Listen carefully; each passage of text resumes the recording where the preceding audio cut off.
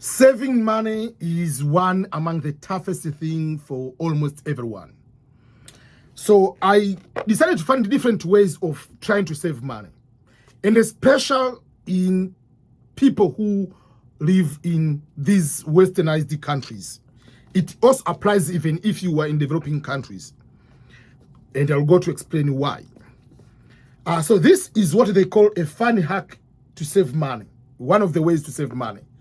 Inside here, they have 100 envelopes. They call the 100 envelope challenge. I just bought on Amazon.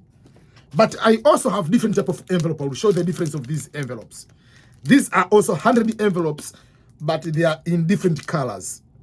So each color has 20 envelopes. And then I have 3 of these ones. Another one is just a little bit far. They look like a bookshelf. Just like a books, like you can put on a bookshelf. So one, this is said is for saving. This one is called for spending. So some people, they want to find different ways to save few things. So why am I showing all these kind of things? According to most of the experts in money management and the psychology of money, is simple like this way. When you have money in a digital format or in online platform, it is easier to spend that money if you have access to that money digital. For instance, here I have the cards, bank cards. Some people, they have Venmo, or they have Cash App, PayPal. You have, in Africa, we have M-Pesa, Orange Money. We have the Airtel Money, Tigo Pesa, whatever, all depending on whatever form you have in your country. But we have mobile payment system plan, Apple Pay, whatever it is, all those forms people have. But what the psychologists have studied and came to realize is this way. It is easier to spend money from the card when it is on the card, or it is on Apple Card, Apple Pay, it is in the Venmo, it is in Cash App, it is in PayPal, it's any digital form. It is easier to spend that money without seeing the value of that money. For instance, if you're at home, it is easier to go on Amazon and purchase something online. If you are, let's say, somewhere, someone say, oh, please, can you send me just like $20 here? I just want to get a beer here. It is easier to send that $20 on Cash App, on M-Pesa, or whatever form you want to send. It's easier. It is easier to go to the store when you buy so many things and swap the card, because you don't see the actual cash. You don't see the value of that money. But I guarantee you, if you go to the store and get everything you want to buy, and they tell you, okay, in this cart which you plan to purchase is $700, and take your wallet and count $700, it is very, very painful. You will start looking, are these everything I want to buy very important? Then you will return some of the things. So every money you're going to spend, you'll be actually going to evaluate whether you need it. That's number one. Number two is, it creates the difficulties to spend the money. If you have the cash in your wallet, you cannot just sit at home and purchase something on Amazon because you don't have money in your card. So it will make you turn on your car, drive certain number of miles to go to the store to buy something. Oh, I'm not going today, maybe tomorrow, maybe I'll go next week. And then you don't need to buy. So unnecessary spending will be disappearing. So those are some of the ways. So in the simplest way, as a summary, going back to the cash system helps a lot into not spending too much money. That's number one. Number two, which I'm coming to this box and these envelopes, and also these kind of boxes I'm planning to explain to you, is this way. Sometimes we need to have a challenge, what we call save on purpose. So you can decide, I want to go to Disney for vacation, or I want to go back to my home country. If you are an immigrant, say I want to go back to Tanzania to go a certain country for vacation. Or I want to buy a car, but I want to pay a lot of down payment. Or I want to pay to have a down payment for my next home. So in the next 2-3 years, I want to save maybe $20,000. Then I can be able to do that. So these envelopes help a lot. And I'll go to open and we'll see what do they mean. So this is the challenge. So I'm going to open it and I will tell you what does that mean. So, okay, what you do on this one box, you open. When you open here, there is you want to write your goal.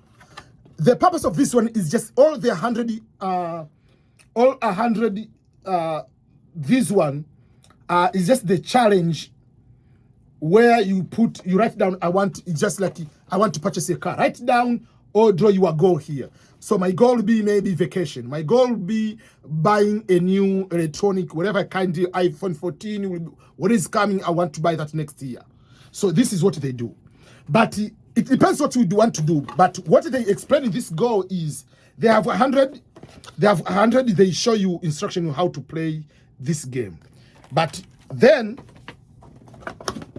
there is a small box, this one, which you can't open. You can rip it off if you want, whatever you want, but it has this way. So then you have 100 envelopes. So in these 100 envelopes, this one is they are waterproof envelopes. So these envelopes, they are 100. So what they want you to do is to mix them up. So what they want to do, like envelopes, they are just arranged in numbers, number 1, number 2, number 3, up to 100. So you can decide, like, I'm pulling maybe number 7. If you pull number 7, they want you to save $7. If you pull number 1, $1. You pull $100, whatever 100. So this is what the purpose of this game, what they do, like this way. But for me, I'm not going to do this way because they explain what the game is all about. Like, okay, every envelope has a number 1 to 100. Each week, you will randomly pull out 2 envelopes. Stuff them with the amount of money stated on its envelope in the box below. For instance, if you draw the envelope number 23, you will put $23. By the end of the challenge, you will have saved $5,050. Use this sheet to track the progress you have. So they have the envelopes here. So if you pull number 50, that means you are going to put envelope on number 50. So this is what they track. Like, you can save $5,050 just by doing that way. But for me, I'm not going to do $1, $7, whatever. My goal is to save a little bit more. So what I plan to do, because we have 100 envelopes, each envelope I'll be putting $100. I don't know when this envelope will be. I'll finish all of these one, but this will be my goal. Like, I want to save, each envelope is $100. So what do you do? For instance, I come here. So this is the biggest way I'm using. But you can use this one to put your money. So for instance, let me give you an example. Let me open some of these ones. Okay. So I want just to show some few things. Yeah. I don't have a lot of money, but I just want to show you one of the example what I mean. Okay. One sec. So for instance, this is $1,000. So there are 100 of this one. I mean 10 of this. I wish I could have 100. So what I do, in each envelope, I put $100 like this way. So once you put this one, what you do, they don't have something to, do they have glue? I think you can do reusable. So you put like envelope number 1, you put back there. Then you go to envelope number 2, you put another 100. So that is what you need it to be. I mean, depending what you want to do. So whatever they put, that's the game, but you can say, I will be putting $10 every single day. It's up to you. Or I'm going to put, so you put envelope number 2. So this box at the end, it will be able to carry all those 100